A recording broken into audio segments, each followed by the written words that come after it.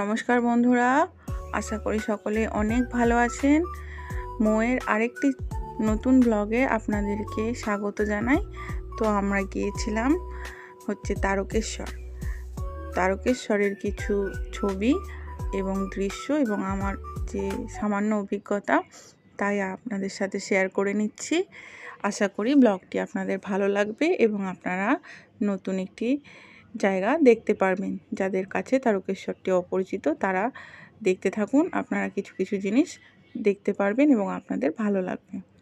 তো আমি প্রথমেই সকালবেলা স্নান টান করে বাড়ির যেটুকু সামান্য কাজকর্ম গুছিয়ে নিয়ে রেডি হয়ে গেছি। তো আমরা পুজো দেব আমার মেয়ের নামে।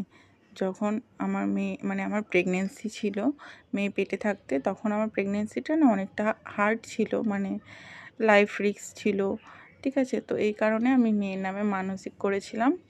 মেয়ের নামে বলতে সন্তান, আমি আর স্বামী, যে আমরা সুস্থ থাকলে অবশ্যই আমরা তারকেশ্বরে পুজো দিতে যাব। তো আমি যখন এই যে আমার ঘরের বাবা, এটাও কিন্তু তারকেশ্বর থেকে আনা, দাদা এনে দিয়েছিল। তো আমি যখন কলেজে পড়তাম, হরিপাল কলেজে, তো ওইখান থেকে বন্ধুদের সাথে দু একবার তারকেশ্বর ঘুরতে গিয়েছিলাম।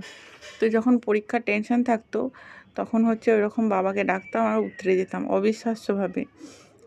কিভাবে যে পরীক্ষাগুলো পাস করতাম তার নেই ঠিক। তো সেই থেকে আমার কিন্তু তারকেশ্বরের বাবার উপরে অনেক বিশ্বাস, অনেক ভরসা ছিল। যতবার ডেকেছি বাবা কখনো ফেরায়নি।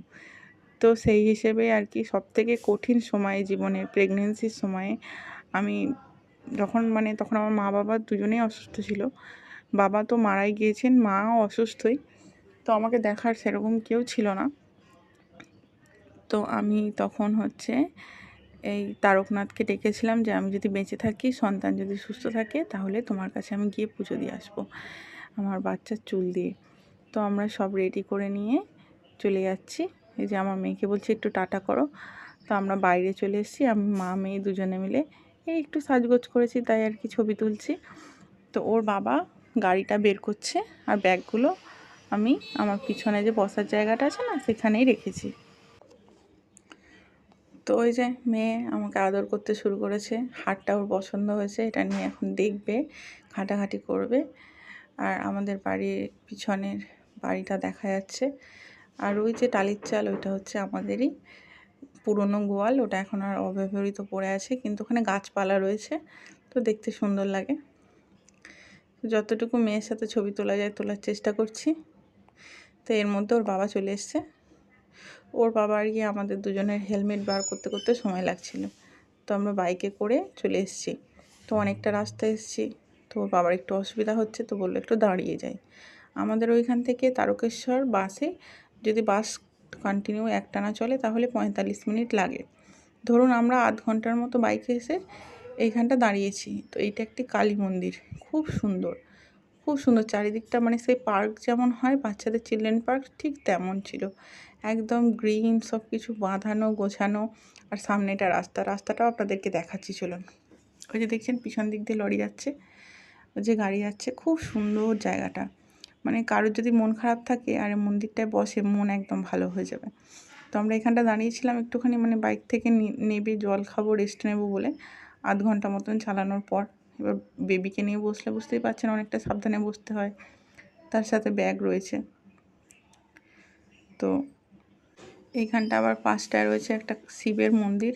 তো আমি আবার জিজ্ঞেস করলাম যে এটা কিসের মন্দির, তো বললো কালী ঠাকুরের।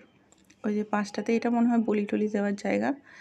এখানটাতে আমরা জিনিসপত্র রেখে, ব্যাগ ট্যাগ রেখে জল টল খেয়ে একটু রেস্ট নিয়ে, একটু ওর বাবা অফিসের ফোন ছিল, কথা টথা বলে নিয়ে তারপরে আমরা আবার রওনা হয়েছি। জায়গাটা এত সুন্দর ছিল যে আমি একটু ছবি টবি তুললাম। আমরা এখানে কয়েকটা সেলফি তুলেছি, কারণ মন্দিরে যাওয়ার পর আর কোনো ছবি তুলতে পারিনি। ওখানে দাঁড়ানোই যাচ্ছে না। হয় মন্দিরে তারকেশ্বরের একটা বাজে সিস্টেম, সেটা আপনি ওখানে যদি 1 মিনিট দাঁড়ান, আপনাকে ওরা একটা বিজনেসের জিনিস ধরে নেবে। কেউ না কেউ কিছু না কিছু সবসময় আপনাকে বিক্রি করার চেষ্টা করবে, যেটা খুব অস্বস্তিকর। তো ওখানে বেশিক্ষণ দাঁড়ানোই যায়নি মন্দিরের ভিতরটাতে। তো আমরা বাইরের দৃশ্যগুলো আপনাদেরকে দেখাবো। একদম যেটা মন্দিরের গর্ভগৃহ, সেইটার কিন্তু কোনো ছবি আমি তুলিনি। সেইটার ছবিটা কেউ তুলছিল না, সম্ভবত অ্যালাও ছিল না, ফাঁকা ছিল, তোলা যেত, কিন্তু আমি তুলিনি। তো ওখানে পান্ডা থেকে শুরু করে সেলসম্যান সব মানে আপনাকে হচ্ছে টিপ দিয়ে দেওয়া, এক বোতল জলের দাম 100 টাকা দিতে চাওয়া, ঠিক আছে, গঙ্গা জল বলে। তো এই টাইপের মানে খুব বিরক্তকর একটা অবস্থা ছিল। তো ওই জন্য আমরা ভেতরে বেশিক্ষণ দাঁড়াইনি। তো বাইরের মোটামুটি সমস্তগুলোই আপনাদেরকে ঘুরে দেখাচ্ছি।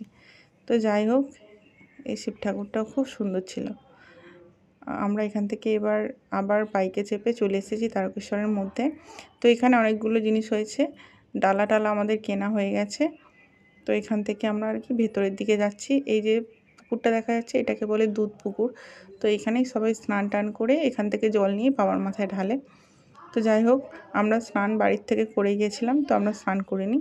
আর এই রাস্তাটার দুই পাশে প্রচুর দোকান রয়েছে, এখান থেকে আপনারা ডালা কিনতে পারবেন, জুতো রাখার ব্যবস্থা রয়েছে, ব্যাগ রাখার ব্যবস্থা রয়েছে। তবে টাকার ব্যাগ এবং মোবাইল সঙ্গে রাখাই ভালো। ব্যাগ এবং মানে ভারী ব্যাগ, ধরুন আপনার কাপড় চোপড়, যেমন আমার বাচ্চার দুধের বোতল, জলের বোতল ছিল, এগুলো আমরা রেখেছিলাম। আর জুতোটা রাখতে হবে। এই যে দুধ পুকুর রয়েছে, আর এখানটা খুব কনজেস্টিং, এখানটা প্রচুর লোকজন ছিল, মানে আমি চাইলেও ক্যামেরাটা ঘুরিয়ে ঘুরিয়ে দেখাতে পারছি না।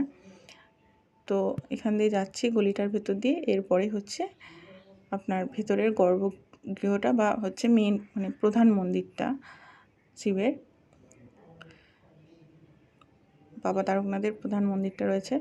আচ্ছা, এইখান থেকে গিয়ে ভেতরে যে গলিটা, ওই গলিটা ঢুকলি, আর এইটা হচ্ছে দুধ পুকুরের ঘাটটা। এইখান দিয়ে নেবে সবাই আর কি স্নান টান করছে। পুকুরটাও কিন্তু অনেক বড়, আর জলটা দেখলাম বেশ ভালো ছিল। তো আপনারা বাড়ি থেকে যদি ঘটি নিয়ে যান, তাহলে আপনাদেরকে জল কিনতে হবে না, নাহলে কিন্তু আপনাদেরকে জলের ঘটি ধরাবে। বা ঘটি যদি কিনতে ভুলে যান, তাহলে পাশেও ঘটি পাওয়া যাচ্ছে, ওখান থেকে নিয়ে নিতে পারবেন। আর এখানে আপনারা গিফট দেওয়ার জন্য বা বাড়িতে নেওয়ার জন্য প্রচুর আইটেমস পেয়ে যাবেন। ছোট ছোট শিবের মূর্তি থেকে, ধরুন আপনার শিব ঠাকুর যদি বাড়িতে থাকে, তাহলে তার জন্য ধরুন সাপ, ত্রিশূল, বিভিন্ন রুদ্রাক্ষের মালা, বিভিন্ন জিনিস। আর তারকেশ্বরে হচ্ছে আপনি হচ্ছে চেলি কাপড়, এছাড়া যাদের ধরুন বিয়ে বা অনুষ্ঠান রয়েছে, তাদের মার্কেটিং করার মতন প্রচুর জিনিসপত্র রয়েছে। খুব সুন্দর মার্কেটটা। এই ব্লগটাতে আমি মার্কেটটা দেখাচ্ছি না, পরের ব্লগে আমি কিছুটা অংশ দেখাতে পারছি, কারণ আজকে না প্রচুর রোদ ছিল, তো আমরা অতটা ঘুরতে পারিনি, ছোট বাচ্চা নিয়ে, বুঝতেই পারছেন। আবার যাওয়ার ইচ্ছা আছে, এরপরে একদিন আপনাদেরকে অবশ্যই পুরো তারকেশ্বরটা ঘুরে দেখাবো। আমার খুব ভালো লেগেছে, কিন্তু আজকে ঘুরতে পারিনি আমরা। তো যাই হোক, এই রুদ্রাক্ষের মালাটা ওর বাবার জন্য কিনেছি, আমি বাড়িতে নিয়ে এসে ভালো করে দেখাবো। তো এখানে আর কি দাম জিজ্ঞেস করা হচ্ছে, দেখুন ডুগডুগি রয়েছে, বিভিন্ন ফটো, অনেক কিছু রয়েছে। পছন্দ হচ্ছিল, কিন্তু দাঁড়াবার মতন অবস্থা ছিল না। পরে একদিন আসবো টুকটাক শপিং করতে। এছাড়াও সাজগোজের দোকানগুলো এত ভালো ছিল, ড্রেসের দোকানগুলো আমার ভীষণ পছন্দ হচ্ছিল, কিন্তু আমাদের মানে শপিং করব দাঁড়িয়ে, সেই রকম অবস্থা কিন্তু ছিল না। তো যাই হোক, এখান থেকে আমরা অনলাইন পেমেন্ট করে, কারণ খুচরো টাকা যেগুলো ছিল না, ওইগুলো খরচ হয়ে গিয়েছিল, মানে ডালা কিনতে, ভেতরে মানে ব্রাহ্মণকে আমরা টাকা দিয়েছি, তারপরে এই টুকটাক দিতে দিতে খরচ হয়ে যায়। তো এরপর আমরা এখানে এসেছি, তো আমি এখানে বলছি আমি একটু ছবি তুলে নিই, তুমি মেয়েটাকে নিয়ে একটু বসো। তো পরের ব্লগে